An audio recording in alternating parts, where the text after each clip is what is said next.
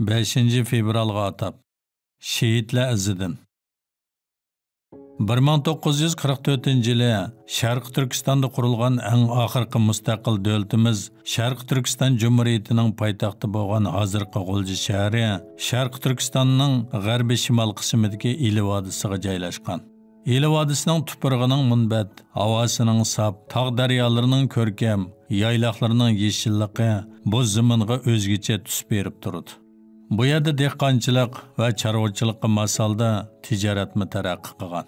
Chunki o chegara savdo porti va o'xshamagan bir qanchilgan madaniyatning uchrashadigan markaz, strategik muhim o'rin.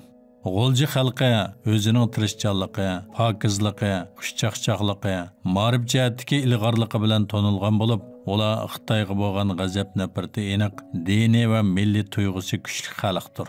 G'o'lji xalqi burundan tartib mashrab o'tkazish odatini yetildirgan bo'lib, mashrab orqali fikr almashtirish, bir-birining hol ahvolidan xabardor bo'lish, diniy ma'lumotlarni ko'paytirish, yoshlarni tarbiyalash, milliy an'ana va urf-odatlarni davomlashtirish maqsad qilinadi.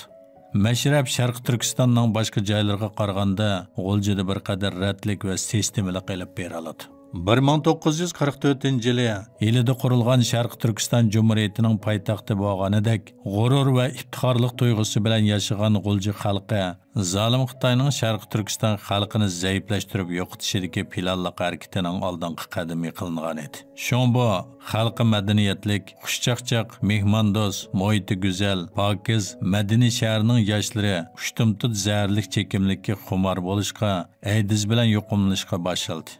Aroq sharob, qimor so'rinlari avj oldi.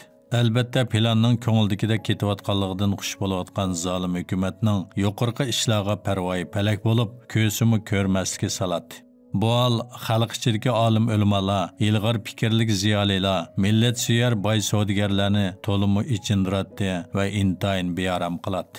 Chunki zolim Xitoy bu razil suiqasdini G'o'lji xalqiga yurgizalisa, tez fursatda butun Sharq Turkistonga yurgizishi mumkin edi. Şuna zalim Xitoyning bu razil suiqasdini bichit qilib tashlab, millatni bu zolimning changilidan amon-eson qutuldirib chiqarish to'limi zarur edi.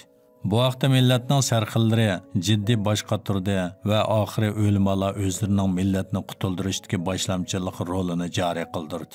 Ular oldi bilan millatning kelajagi bo'lgan yoshlarni qutuldirishning muhimligini his qildi va bu mushkul vazifani ado qilish uchun ishni mashrabdan boshlashni planladi. Chunki mashrab G'o'lji xalq ichida 7 yoshdan 70 yoshgacha hamma kishini o'ziga jalb qilib turadigan ma'rifat so'rini. G'o'lji xalqining xushchaqchaq, mehmondo'st, pokiz, ho'shyor yetilishidagi tarbiya markazi edi. Ular mashrab so'rinlari orqali tuvandagi ikki tarafni asos qildi. Birinchi, yoshlarni islomga qaytarib akilish, ularning qog'jirgan qalblarini iymon lazzati bilan sug'urib, nimjon bo'lgan ruhlarini islom ro'yi bilan yashartish. Ikkinchi, İmanğa to'lgan qalb, islom bilan yashargan ruhga moslashgan haqiqiy erkak mujohidning badan safosini maydonga keltirish edi.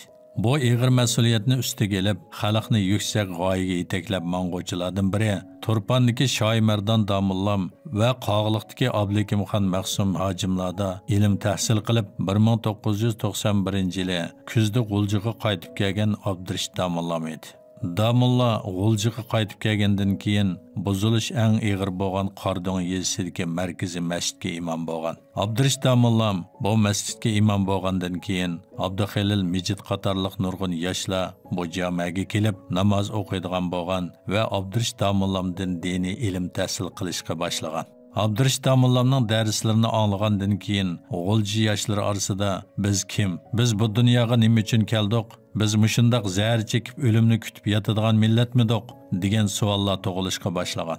Buning turtkisida yoshlar orasida o'ylanish va uyg'unish bosh ko'targan va mahallalarda mashrab guruhlari qurilishga boshlab, qisqagina vaqt ichida butun Ili viloyatini mashrab yig'ilishlari qopladi. G'o'lji shahri orasida diniy bilimlarni o'rgatish, namoz o'qish va har turli tanarkat faoliyatlari bilan shug'ullanish boshlanib, to'y-to'kinlar aroq sharobsiz o'tkaziladigan bo'lgan. Natijada G'o'lji yoshlari orasida Uyg'ur hozirgi zamon tarixidagi milliy uyg'unish harakati maydonga kelishga boshladi. Bu milliy uyg'unishni ko'rgan Xitoy fashistlari buningga chidamay, zararlik nashrlarni bu yoshlarga qaratib, tanharakat maydonlariga buzg'unchilik qilish, kollektiv tanharakat faoliyatlarini cheklash, mashrablarga aktiv qatnashayotgan yigitlarni yoshirin tutqun qilib, qorong'u zindonlarga qamashga boshladi. 1997 yılı 2. ayının 5. günü imani, vicdan gururu tolup taşkan milletimiz kahramanlarının Xitay tacavuzcu qonxo'r hakimiyetining zo'rliq zo'mbiliklarga bo'lgan sabr qachisi taşdı. Ular beshida laylab turgan qonliq ajalga tavakkul qilib, g'usl tahorat elib, la ilaha illalloh Muhammad Rasulullah degan tavhid kalimasi yozilgan shiorlarni ko'targunicha 1997 yılı 2. ayının 5. günü tushdan burun soat 10 atrofida 300 dan ortiq Uyg'ur qahramonlari shaharlik doktorxona tashlabga oldidan yurishga boshladi. Taxminan 5 kilometr atrofida tinchlik bilan mengib, viloyatlik xalq hukumati oldiga kelganda, fashist qonxo'r Xitoy ig'ir qurollar bilan qurollangan qo'shinlar bilan qahramonlarning oldini to'sdi. Dastlabda Uyg'ur qahramonlarini 0 dan tuvan 20 gradusning ostida bo'lgan sovuq havoda suv chechish mashinasi orqali sovuq suv bilan to'xtatdi. Keyin bularni tutqun qilib, ba'zilarini naq maydonda ichinishlik o'ltirgan bo'lsa, yana ba'zilarini to'ng'iltib o'ltirdi. Bir qismlarini xalqqa ibrat qilish uchun texmi qiynab o'ltirishni maqsad qilib turmaga tashildi. Bu ahvolda ota-ona va urug' tuqqanlarning yuragi chidamadi. Ular adisi ko'chalarga chiqib tinch namoyish qildi. Shuning bilan G'ulja irqiy qirg'inchiligidagi qonliq bostirish maydoniga keldi. Nurg'un gunohsiz, hatto qo'lida to'mirning sunuqimi bo'lmagan quruq qo'l xalqimizni Xitoy jallotlari ig'ir tipdagi qurollar bilan umumyuzlik bostirdi. Şehitlerimizden qini G'ulji shahrini qip-qizil rangi bo'yidi. Biz bu shehitlarimizni mangu unutmaymiz. Her qachon ularning izini besishga tayyormiz. Ey shehitlarimiz, ro'yinglar shod bo'lsin. İnşallah qisosinglarni olamiz. Bu inqilobda avangardlik rol o'ynaganlar. Birinchi Abduxalil Mijit 1968 yılı G'ulji shahar Boyanda yezi Tejan kentida tug'ilgan. 2001 yılı kuz aylarda Chapchalnoya suv turmisida tayoq zarbisidan shahid bo'lgan. G'ulji mashrab harakati 5 fevral namoyishi va hozirgi zamon Uyg'ur milliy uyg'unish harakatining yetakchisi. 2. Tursun Salay 1968 yılı G'ulji shahar Sharq mahallasida tug'ilgan. 1998 yılı yuz bergan 26 iyun 3 to'qinishida shahid bo'lgan. 3.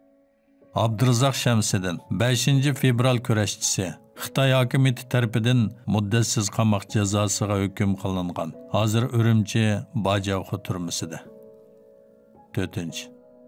Partizan Hamid Muhammad 1970 yılı tug'ilgan. Hozir Urumchi 5 turma 4 atratda.